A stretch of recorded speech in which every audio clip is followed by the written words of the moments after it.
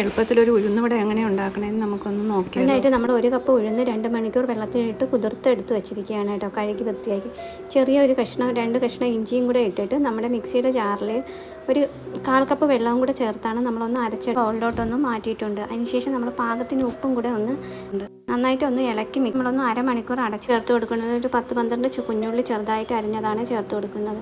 അതിന് പകരം നമുക്ക് സവാള ഉപയോഗിക്കാം. പിന്നെ എന്ന് പറയുന്നത് കറിവേപ്പിലയാണ്. എരിവിന് ആവശ്യമായ പച്ചമുളക് നമ്മൾ ചേർത്ത് കൊടുക്കുന്നത്. 1 ടേബിൾ സ്പൂൺ അരിപ്പൊടി വേണമെങ്കിൽ ചേർക്കാം, അല്ല റവയുണ്ടെങ്കിൽ നമുക്ക് ചേർക്കാം, അല്ലെന്നൊക്കെ പുട്ടുപൊടി കേട്ടോ. എന്നിട്ട് നമുക്ക് നന്നായിട്ട് കുറച്ച് ലൂസായിട്ടിരിക്കണം. കട്ടിയായിരുന്നാൽ നമ്മൾ ഉഴുന്നുവട നല്ല ഹാർഡായി പോകും. നമുക്ക് കയ്യിൽ നിന്ന് വെള്ളം നനച്ചിട്ട് അങ്ങനെ വേണമെങ്കിലും ഉണ്ടാക്കാം, കയ്യിൽ നിന്ന് വെള്ളം നനച്ചിട്ട് അങ്ങനെ ഉണ്ടാക്കാം. പിന്നെ അങ്ങനെ അറിയാത്തവർക്ക് നമുക്കൊരു കണ്ണൻ ചിരട്ട വൃത്തിയാക്കി എടുത്തതിന് ശേഷം ഷേപ്പിൽ നമുക്ക് വെള്ളം മുക്കിയതിന് ശേഷം വെള്ളത്തിലൊന്ന് ചിരട്ട മുക്കിയതിന് ശേഷം വെച്ചിട്ട് നമുക്ക് ഷേപ്പ് ചെയ്തിട്ട് ചൂടായ എണ്ണയിലോട്ട് ഡിപ്പ് ചെയ്തതിന് ശേഷം ഉടനെ തന്നെ